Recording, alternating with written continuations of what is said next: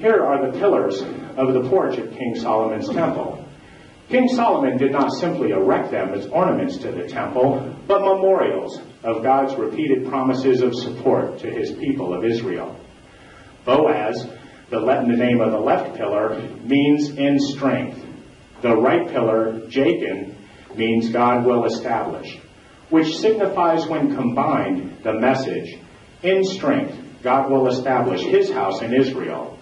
And thus were the Jews, in passing through the porch to the temple, daily reminded of the abundant promises of God, and inspired with confidence in his protection and gratitude for his many acts of kindness to his chosen people. The globes on the left represents earth, that on the right, heaven.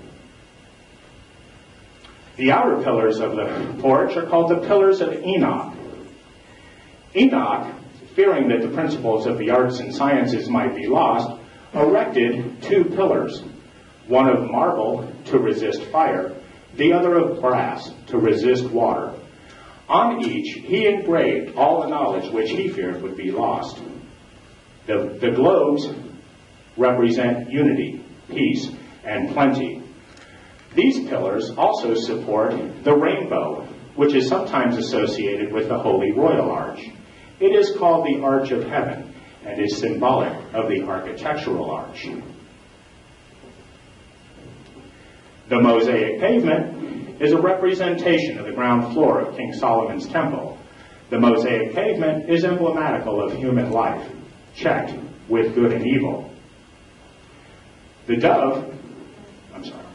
blazing star, reminds us of that awe-inspiring period when the Almighty delivered the two tablets on stone containing the 10 Commandments to his faithful servant Moses on Mount Sinai.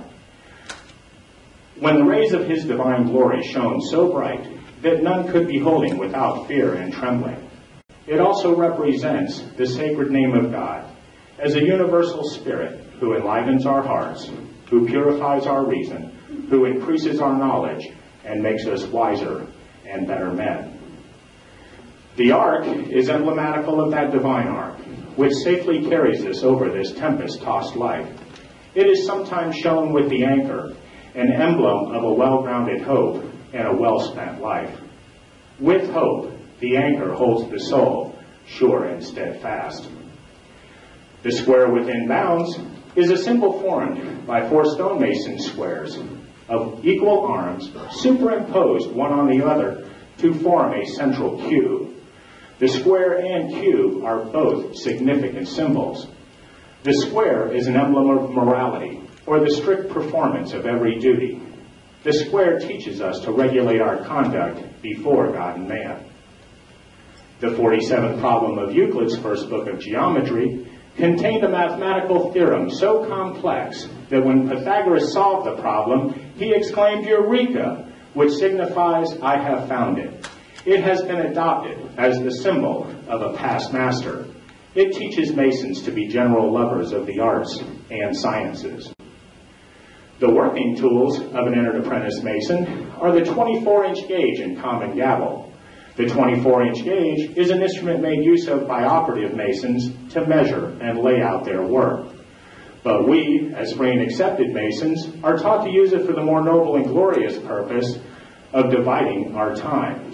It being divided into 24 equal parts is emblematical of the 24 hours of the day, which we are taught to divide into 3 equal parts, whereby are found 8 hours for the service of God and a distressed worthy brother, 8 for our usual vocations, and 8 for refreshment and sleep.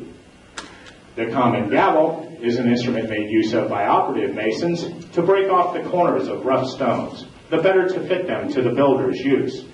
But we, as free and accepted Masons, are taught to use it for the more noble and glorious purpose of divesting our hearts and consciences of the vices and superfluities of life, thereby fitting our minds as living stones for that spiritual building, that house not made with hands, eternal in the heavens. The plumb is an instrument made use of by operative Masons to try perpendiculars, the square to square their work, and the level to prove horizontals. But we, as free and accepted Masons, are taught to use them for more noble and glorious purposes. The plum admonishes us to walk uprightly in our several stations before God and man, squaring our actions by the square of virtue, ever remembering that we are traveling upon the level of time towards that undiscovered country from whose bourne no traveler returns. The trowel is an instrument made use of by operative masons to spread the cement which unites the building into one common mass. But we, as free and accepted masons, are taught to use it for the more noble and glorious purpose of spreading the cement of brotherly love and affection.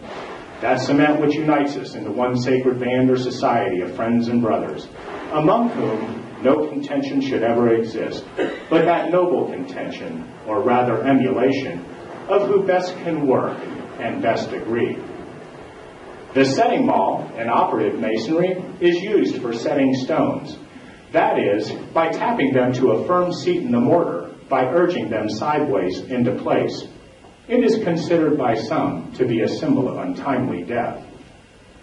The coffin, containing the remains of a deceased friend and brother, reminds the masons that we are in charge, that we are the custodians of a great heritage passed along to us in the story of the Hiramic legend. The sprig of acacia is a symbol of the immortality of the soul. Like the flower which cometh forth and is cut down, reminds us of the transitory nature of human life. The beehive is an emblem of industry. It teaches masons that we came into this world rational and intelligent beings. So should we be industrious ones. The sword, pointing to a naked heart, demonstrates that sooner or later justice will overtake us, and that although our thoughts, words, and actions may be hidden from the eyes of man, they are not hidden to the all-seeing eye. The tassel consists of a cord with tassels on end. It represents the mystic tie, that bond which unites men of diverse opinions into one sacred band of friends and brothers. In closing, the ceremonies and lectures in symbolic masonry beautifully illustrate this all-engrossing subject, and the conclusion that we arrive at is that youth, properly directed, leads us to honorable and virtuous maturity, and that the life of man, regulated by morality, faith, and justice, will be rewarded at its final hour by the prospect of eternal bliss. And he who hears from his master the approving language, "Well done, good and faithful servant. Thou hast been faithful over a few things. I will make thee ruler over many things. Enter thou into the joys of thy Lord."